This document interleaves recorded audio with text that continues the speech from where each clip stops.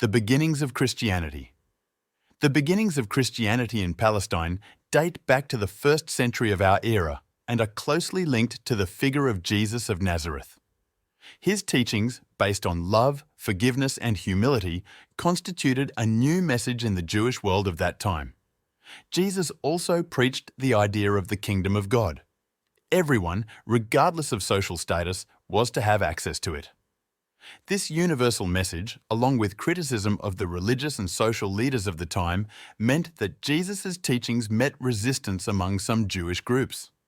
The apostles, the closest disciples of Jesus, played a key role in spreading his teachings.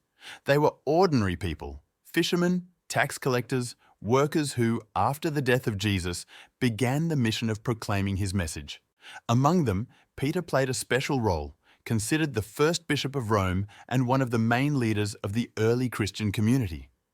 Paul of Tarsus, initially a persecutor of Christians, after experiencing conversion, became one of the most important missionaries of Christianity.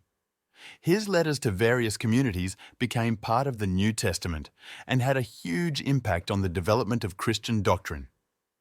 Christian communities, or congregations, began to emerge in different parts of the Roman Empire. They were initially small and organized around bishops who served as spiritual leaders and teachers.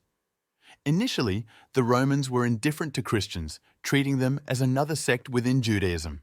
However, over time, as Christianity began to differentiate and spread, it encountered hostility from the Roman authorities. The reasons for this were varied, including political. Christians refused to worship the emperor as a deity, and social. Christianity questioned the existing order and traditions.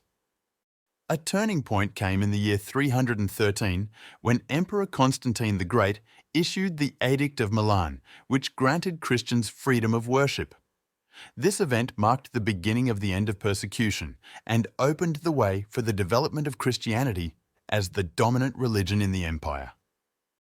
In the 4th century, Emperor Theodosius the Great went a step further, declaring Christianity the state religion and prohibiting the practice of other religions.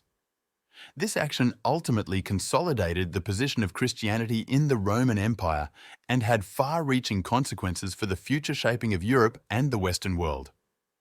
You can find more historical information in our mobile app, MLG History, which will be available in December.